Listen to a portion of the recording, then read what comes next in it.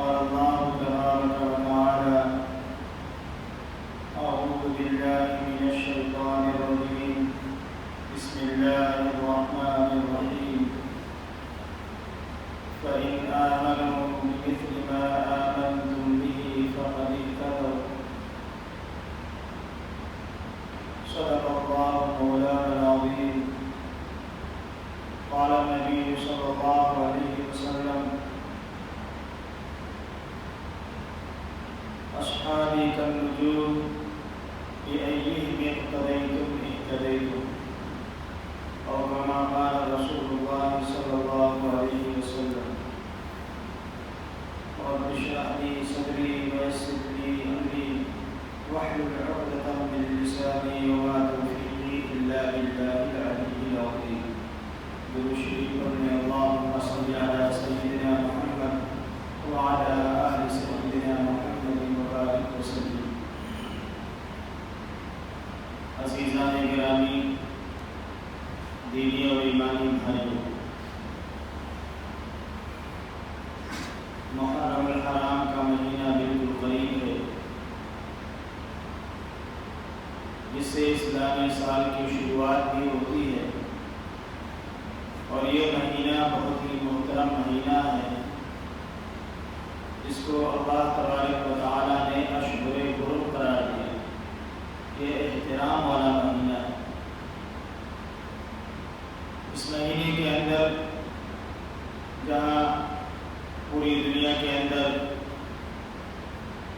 سارے لوگ سیدنا امام حسین رضی اللہ تعالی عنہ کی شہادت کا تذکرہ فرماتے ہیں، وہاں پر ہم تمامی حضرات کو یہ جان لینا چاہیے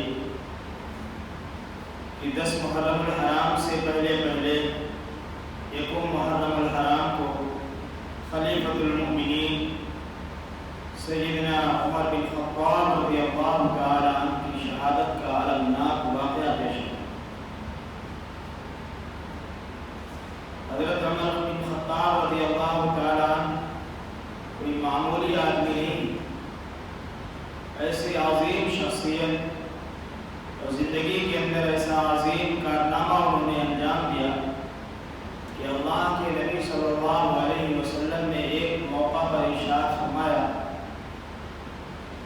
لو کان نبی بعدی لکان عمر، کہ اگر میرے بعد نبی ہوتے، یعنی اس کائنات کے اندر اس روئے زمین کے اوپر رب ذوالجلال کی سنت جاری ہوتی کہ نبیوں کا سلسلہ ختم نہ ہوتا، تو میرے بعد اگر کوئی نبی ہوتا تو سیدنا عمر بن خطاب رضی اللہ تعالیٰ عنہ نبی. لیکن چونکہ میں خاتم النبیین ہوں، نبیوں کے سلسلے کو میں ختم کرنے والا ہوں، اس لیے میرے بعد کوئی نبی آنے والا نہیں. تو اسی بات سے اندازہ لگایا جا سکتا ہے کہ حضرت عمر بن خطاب رضی اللہ تعالیٰ عنہ کو اللہ تبارک و تعالیٰ نے بڑی کمال اور بڑی صلاحیت عطا فرمائی. لہذا میرے عزیزوں، ہم تمامی حضرات بھی آج کی اس مجلس میں حضرت عمر بن خطاب رضی اللہ تعالیٰ عنہ کی زندگی کے بارے میں کچھ اہم گوشے پر کلام کریں گے. ہم تمامی حضرات اس کو غور سے سنیں بھی اور اپنی زندگی کے اندر داخل کرنے کی پوری کوشش کریں، کیونکہ آقا نے ارشاد فرمایا: اصحابی کالنجوم، میرے صحابہ ستاروں کی مانند ہے، جس کی بھی اقتداء کرو گے بأیہم اقتدیتم اہتدیتم، ہدایت پائے.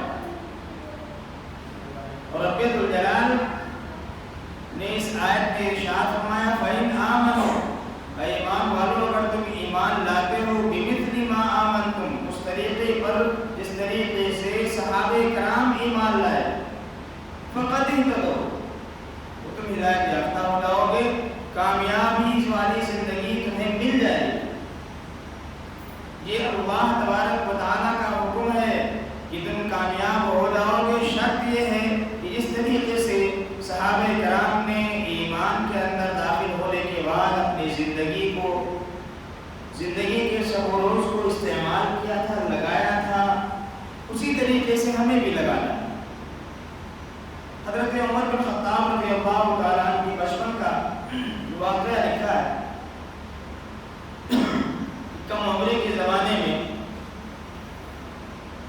ان کے والد جو خطاب نام کے تھے یہ بڑے سخت مزاج کے تھے، کافی اونٹ تھے. حضرت عمر رضی اللہ تعالیٰ عنہ کو یہ اونٹ چرانے کے لیے بھیج دیا کرتے تھے، صبح سے شام تک اونٹ چراتے تھے. بیچ میں اگر کبھی کبھی ان کو آرام کرنے کا موقع ملتا تو کسی پیڑ کے سہارے لیٹ جاتے.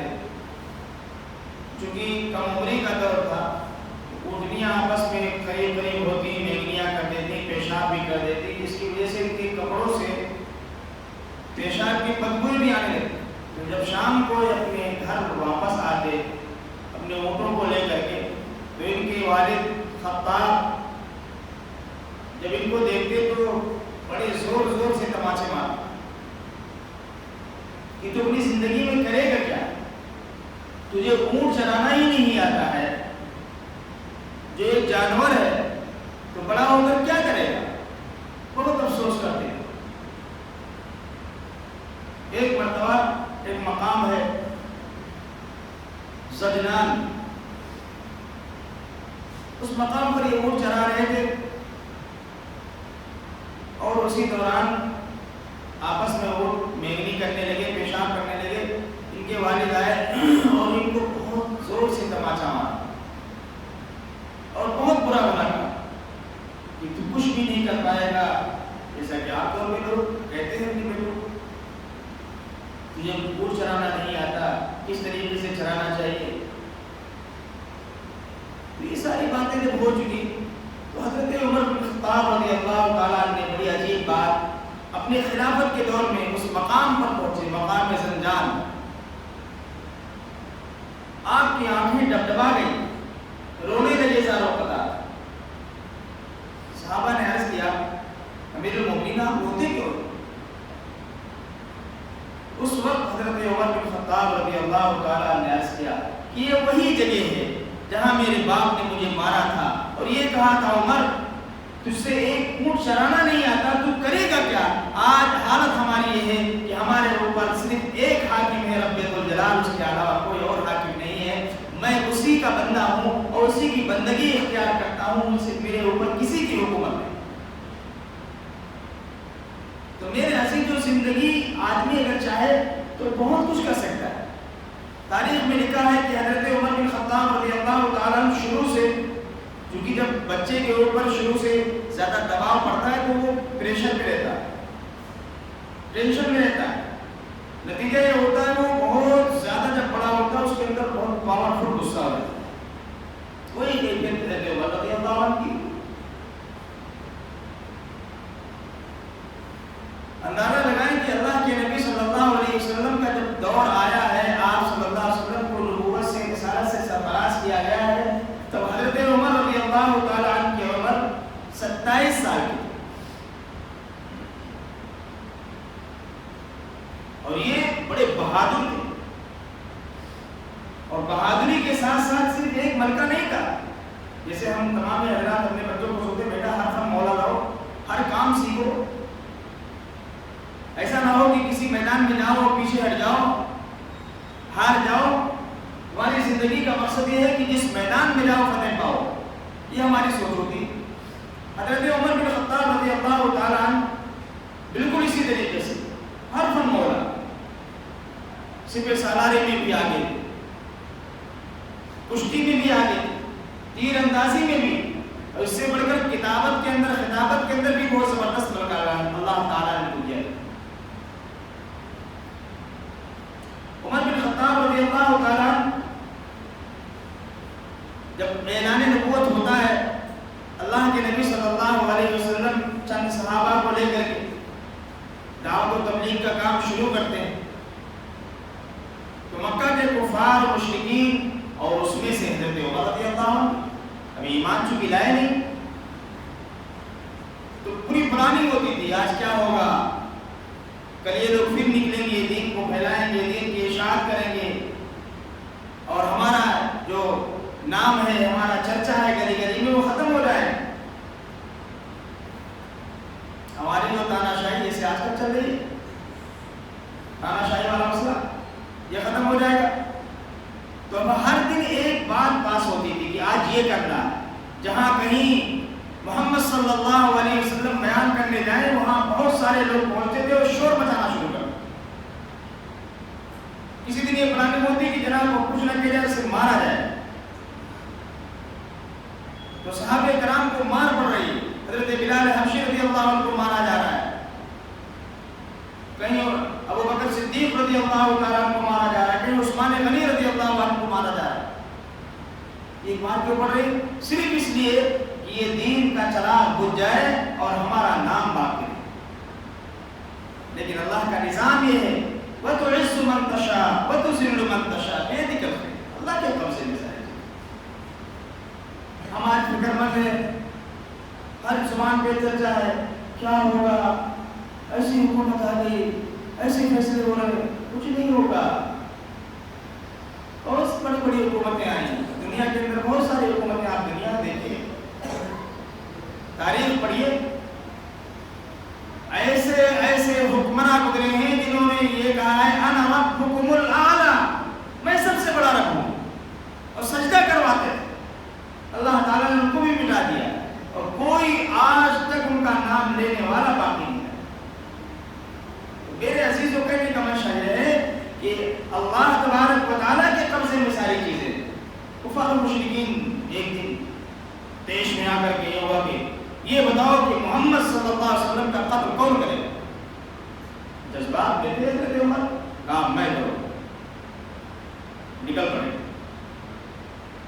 راستے میں ایک صحابی ابو نعیم ملے، کہاں ہے، کہاں کا ارادہ ہے عمر؟ حالانکہ وہ بھی ایمان لے آئے تھے لیکن انہوں نے اپنے ایمان کا اظہار نہیں کیا تھا، کیونکہ معاملہ بڑا عجیب تھا۔ جس طرف بھی ایمان یا اسلام یا مسلمان نظر آتا تھا اس کو بے دردی سے مارا جاتا۔ اب معاملہ یہ ہوا کہ انہوں نے جب یہ سنا، ابو نعیم نے کہا کہاں ہے؟ میں جا رہا ہوں، آج کام تمام کر کے آؤں گا، نہ رہے گا بات نہ بجے گی وصول، آج کام ہی تمام کر، آج نعوذ باللہ محمد کا خاتمہ کرنے۔ کہا اچھا، ارے میاں وہاں پہنچنے میں بڑا ٹائم لگے گا، قریبی تمہارے بہن اور بہنوئی دونوں لوگ مسلمان ہو گئے۔ اچھا اتنی جرات، بغیر میرے مشورے کے اتنا بڑا قدم اٹھا لیا؟ دیش میں آ گئے، پہنچے، بہن اور بہنوئی دونوں لوگ قرآن کریم کی تلاوت سیکھ رہے تھے ایک دوسرے صحابی سے۔ حضرت عمر نے وہ آواز سن لی لیکن چونکہ دیش میں تھے کچھ اور جذبہ تھا، جیسے دروازہ کھولا بہنوئی نے فوراً بلا تحاشا مارنا شروع کر دیا،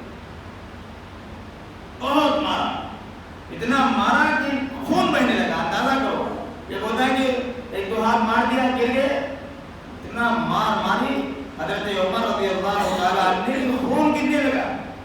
بہن بچانے کے لیے آگے بڑھی، ایک کس کے تماشا مارا۔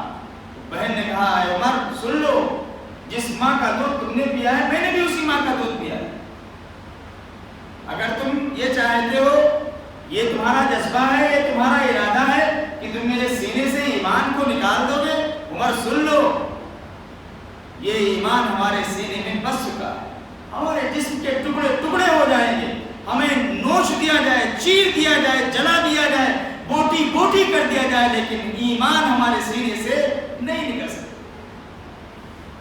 عمر رضی اللہ عنہ نے بھی جذبات دیکھے، بہن کے جملے سنے تو خون کو کھینچتا ہے، ایک مقناطیسیت ہوتی ہے، جیسے ایک بھائی دوسرے بھائی میں لڑائی ہو جائے اور خون نکل جائے تو سائلنٹ ہو جاتا ہے، یہ کیا ہو بھائی کو میں نے مار دیا، یہ میرا یہ خون ہے۔ اب جذبات میں جو مارا تھا وہ تھوڑا ٹھنڈا ہوا۔ عمر رضی اللہ عنہ نے عرض کیا یہ بتاؤ تم لوگ کر کیا رہے تھے؟ ہم لوگ دوسرا کام کر رہے تھے۔ ارے نہیں صحیح بتاؤ، ہم نے کچھ سنا ہے؟ کہا ہم لوگ قرآن کریم کی تلاوت کر رہے تھے۔ کہا مجھے دکھاؤ۔ بہن نے کہا اے عمر تو بھی ناپاک ہے، اس پاک کلام کو تو چھو نہیں سکتا، دیکھ نہیں سکتا، تلاوت نہیں کر سکتا، پہلے تمہیں غسل کرنا ہوگا، صاف کپڑے پہننے ہوں گے، پھر تم اس کلام الہی کو دیکھ سکتے ہو، پڑھ سکتے ہو، سن سکتے ہو۔ عمر رضی اللہ عنہ نے غسل کیا، کپڑا بدلا، پھر جو میرے عزیز و قرآن کریم کی تلاوت کی طه ما انزلنا عليك القرآن لتشقى إلا تذكرة لمن يخشى تنزيلا ممن خلق الأرض والسماوات العلى الرحمن على العرش استوى. اللہ، یہ جملہ سنا تھا عمر رضی اللہ عنہ کے دل کی کیفیت کر گئی. آنکھیں ڈبڈبا گئی، بے ساختہ وہاں سے اٹھے، کسی سے بات نہیں کی، تلوار ننگی لے کر کے اللہ کے نبی صلی اللہ علیہ وسلم کے حجرے کے قریب پہنچے. اللہ کے نبی صلی اللہ علیہ وسلم کا حجرے کا دروازہ بند، چند صحابہ بیٹھے ہوئے. جب عمر کی آواز آئی، صحابہ نے ایسے کہ اللہ کے نبی صلی اللہ علیہ وسلم پہلے ہم لوگ دیکھ لیں کیا معاملہ ہے. عمر آئے ہیں، اللہ کے نبی صلی اللہ علیہ وسلم نے اجازت دی، دیکھو کیا بات ہے. ایک صحابی گئے، انہوں نے دیکھا کہ اللہ کے نبی یہ تو ننگی تلوار اور چہرے پر سرخی، غصے کے آثار نظر آ رہے ہیں. آقا نے ارشاد فرمایا دروازہ کھول دو، آنے دو، اگر خیریت سے آتے ہیں تو آ جائیں، ورنہ انہی کی تلوار سے انہی کی گردن مار دی جائے. اللہ، لیکن چونکہ آقا نے رات میں تو دعا کی تھی اللہ سے، کہ اللہ اسلام کو تقویت دے دیجیے. حضرت عمر بن خطاب یا ابو جہل کے ذریعے جو آپ کو پسند ہو اس کے ذریعے اسلام کو تقویت دے دیجیے. عمر رضی اللہ عنہ کے بارے میں ادھر دعا ہوئی، اللہ تعالیٰ نے ادھر نتیجہ مرتب کر دیا. اس سے یہ بات ثابت ہوتی ہے، علماء نے لکھا ہے کسی بھی انسان، جو انسان مثال کے طور پر بگڑا ہوا ہو، کافر ہو، لیکن یہ یقین ہے کہ وہ انسان اگر اسلام کے دائرے میں داخل ہو جائے گا تو اسلام کا بڑا فائدہ ہوگا، بڑا نفع ہوگا، اس سے لوگ اور متاثر ہوں گے، تو اس کا نام لے کر کے دعا کرنا یہ کوئی گناہ نہیں ہے. ورنہ اندازہ کرو، آقا مدنی جناب محمد رسول اللہ صلی اللہ علیہ وسلم نے حضرت عمر کا نام لے کر کے دعا کیا، جبکہ عمر اس وقت اسلام نہیں لائے تھے. عمر رضی اللہ عنہ داخل ہوئے اور نگاہیں نیچی ہیں، شرم کے مارے اللہ کے نبی صلی اللہ علیہ وسلم کے قریب پہنچے اور عرض کیا آقا مجھے بھی اسلام کے اندر داخل. صحابہ کرام میں جو چند صحابہ بیٹھے تھے، نعرے تکبیر اللہ اکبر کی صدا جو بلند ہوئی، قرب و جوار کے گاؤں کے علاقوں تک وہ آواز پہنچ گئی. یہ کیا ہو گیا؟ تو میرے عزیزوں، کہنے کا منشا یہ ہے کہ عمر رضی اللہ تعالیٰ عنہ کی شخصیت وہ شخصیت ہے جو اللہ تبارک و تعالیٰ سے آقا نے مانگا تھا. دعائے نبی ہیں حضرت عمر رضی اللہ تعالیٰ، نبی کی دعا کا ثمرہ ہے. دوسرے لوگ، دوسرے صحابہ تو اللہ تبارک و تعالیٰ کی توفیق سے ایمان کے اندر داخل ہوئے، لیکن حضرت عمر رضی اللہ تعالیٰ عنہ مراد نبی ہیں. اللہ تبارک و تعالیٰ سے مانگا تھا کہ اللہ حضرت عمر کو، ابو جہل کو، ان دونوں میں سے جو آپ کو زیادہ پسند ہو اس کو اسلام کی دولت عطا کر دیجیے، کیونکہ ان دونوں میں سے کسی ایک کے ذریعے اسلام کو بڑا فائدہ ہو. حضرت عمر ایمان لے آئے. بڑا عجیب معاملہ، کفار میں تہلکہ مچ گیا. یہ کیا ہو گیا؟ جو آج اسلام کو مٹانے کے لیے، دین کو ختم کرنے کے لیے، اس کے پودے کو کاٹنے کے لیے گیا تھا، وہ خود ہی گرویدہ ہو گئے. لہذا ان لوگوں کے ذہن میں بھی یہ بات آتی تھی، یہ بات گونجتی تھی. اور آج بھی اسلام مخالفین کے دلوں کے اندر، ان کے دماغ میں یہ بات گونجتی ہے کہ ساری دشمنی حکومت کی، حکومت کے کارندوں کی صرف ایمان والوں سے کیوں ہے؟ کوئی نہ کوئی وجہ تو ہونی چاہیے. حالانکہ دیکھا جائے تو ہر جگہ ایمان والے بیچارے خاموش ہیں، کوئی احتجاج نہیں، موب لنچنگ کی جا رہی ہے، کوئی پروپیگنڈا نہیں، کوئی جو ہے جناب ممرندم نہیں، ساری چیزیں بالکل خاموشی سے. انہیں یقین ہے کہ اللہ تبارک و تعالیٰ ہی وہ ذات ہے جو سب کچھ کر رہی ہے، ان کے کرنے سے کچھ نہیں ہوگا.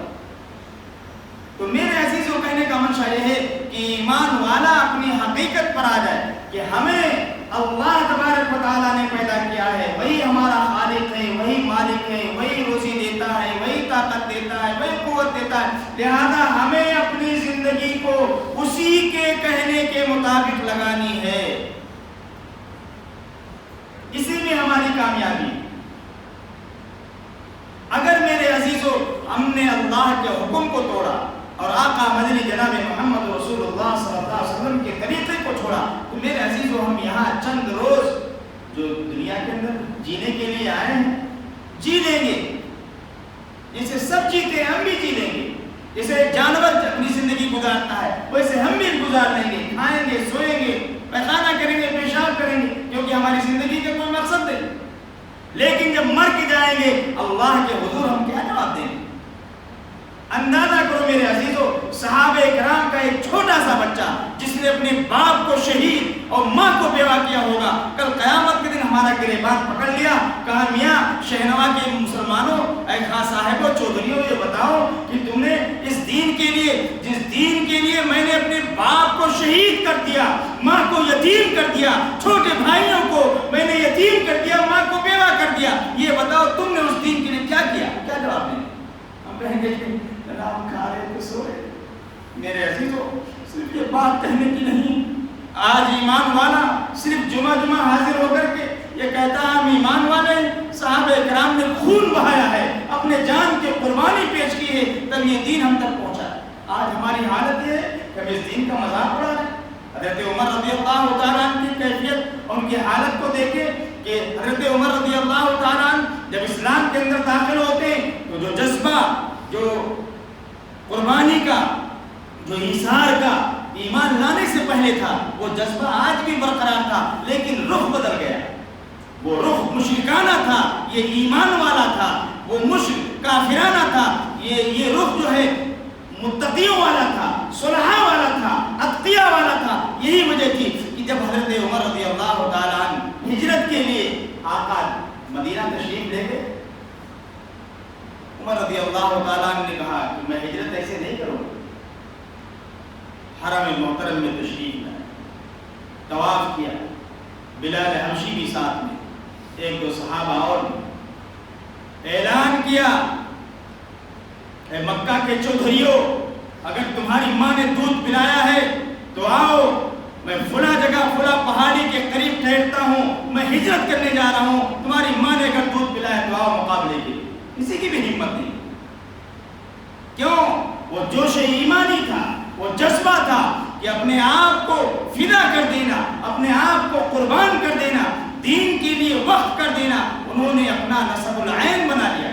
آج میرے عزیزو ہم ایمان والے سنتے ہیں کہ میاں صبح سے لے کر کے شام تک کماؤ، رات میں بیٹھ کر کے کھاؤ، آرام سے سو، یہی ہماری زندگی نہیں۔ میرے عزیزو صحابہ نے اگر اس کو زندگی بنایا ہوتا تو یہ دین ہم تک نہ پہنچتا۔ آج ہم بھی کسی مندر میں گھنٹے بجاتے، ہماری پیشانی پر جو ہے ٹیکے کے نشان ہوتے اور جناب ہم نہ جانے کہاں کہاں ہو، لیکن اللہ کا لاکھ لاکھ شکر ہے کہ اللہ نے ایمان جیسی عظیم دولت صحابہ کرام کی قربانیوں سے عطا ہے۔ تو میرے عزیزوں کہنے کا منشا یہ ہے کہ ہمیں بھی صحابہ کرام کی ان قربانیوں کو مد نظر رکھنا ہے۔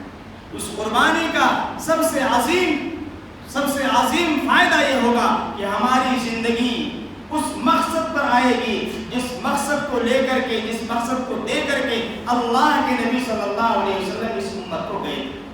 مقصد کیا ہے کہ ہمیں لا طاعت لمخلوق فی معصیۃ الخالق، ہمیں اللہ کی فرما برداری میں کسی مخلوق کی، اللہ کی نافرمانی میں کسی مخلوق کی فرما برداری گوارا نہیں ہے۔ ہماری بیوی کہے میاں کھانا کھا لو، نماز کا وقت ہو گیا، ہمیں بیوی کا کہنا نہیں ماننا ہے، اللہ کی فرما برداری کا وقت ہے، اللہ کے حکم کو پورا کریں۔ یہ ہمارا جذبہ ہونا چاہیے۔ میرے جوانوں، اللہ تعالیٰ نے ہمارے جسم کے اندر قوت اور طاقت، ہمت، یہ ساری چیزیں اس لیے عطا نہیں کیے کہ جناب ہم اپنے وقت کو ضائع کریں، کلبوں میں جائیں، نمائش گاہوں میں جائیں، اللہ کے حکم کو توڑ کر کے زندگی گزارے۔ کب تک یہ جوانی ہمارے پاس رہے گی؟ سوچو کب تک رہے گی؟ یہ جو بوڑھے بیٹھے ہوئے جن کی داڑیاں سفید ہو گئی، ان سے پوچھو یہ بھی ایک دن جوان تھے، آج ان کی جوانی کیا ہو گئی؟ ان کے ہاتھ پاؤں کام کرنا کیوں بند کر دی؟ ان ان کے ہاتھ پاؤں میں حرکتیں ہو رہی ہیں، صحیح سے پانی نہیں پی سکتے. حالانکہ ایک وقت وہ تھا جب ان کے پاس بھی طاقت تھی، قوت تھی، ساری چیزیں برقرار تھی. لیکن میرے عزیزوں کہنے کا منشا یہ ہے کہ یہ طاقت، یہ قوت ہمارے پاس ہمیشہ کے لیے نہیں ہے. ہمیں سوچنا ہوگا، ہوش کے ناخن لینے ہوگی اور اپنے آپ کو اللہ کے حکم پر، نبی پاک صلی اللہ علیہ وسلم کے طریقے پہ لانا ہوگا. صحابہ کرام نے قربانی دی ہے دین کے لیے، اس قربانی کو ہمیں سمجھنا ہوگا. حضرت عمر رضی اللہ تعالیٰ عنہ کی قربانی کوئی معمولی قربانی، تاریخ فراموش نہیں کر سکتی. خلیفۃ المومنین، خلیفۃ دوم حضرت عمر بن خطاب رضی اللہ تعالیٰ عنہ کی قربانی کوئی معمولی قربانی ہے، بہت بڑی قربانی. تو میرے عزیزوں کہنے کا منشا یہ ہے کہ ہم تمام حضرات اس جذبے سے جمعے کے بعد ہم نکلے کہ کم سے کم 5 وقت اللہ کی بارگاہ میں حاضر ہو کر نماز پڑھیں گے انشاءاللہ، تاکہ دھیرے دھیرے ہماری زندگی جو بگڑ چکی ہے راہ راست پہ تو آ جائے. ورنہ میرے عزیزوں اب سمجھانے کے لیے، بتانے کے لیے، راہ راست پر لانے کے لیے کوئی نبی نہیں آئے گا. دور بہت بد سے بدتر ہوتا چلا جا رہا ہے. اپنے بڑوں سے پوچھیں، ایک دور تھا کہ اگر گاؤں کے اندر کوئی آدمی کوئی غلط کام کر بیٹھتا تھا تو لوگ اس سے بہت دور ہو جایا کرتے تھے. اور آج ہر گھر میں برائی، ہر گھر کے اندر گناہوں کے اڈے ہیں، ہمیں کوئی خبر نہیں. میرے عزیزوں ہمیں ان تمام چیزوں سے نکال کر کے اپنے آپ کو اللہ کی بارگاہ میں پیش کرنا ہے، اللہ کی اطاعت، اس کی فرما برداری والی زندگی گزارنی ہے. اللہ تعالی ہماری گزارشات کو قبول فرمائے، ہم تمام حضرات کو عمل کی توفیق عطا فرمائے. واخر دعوانا ان الحمد للہ رب العالمین.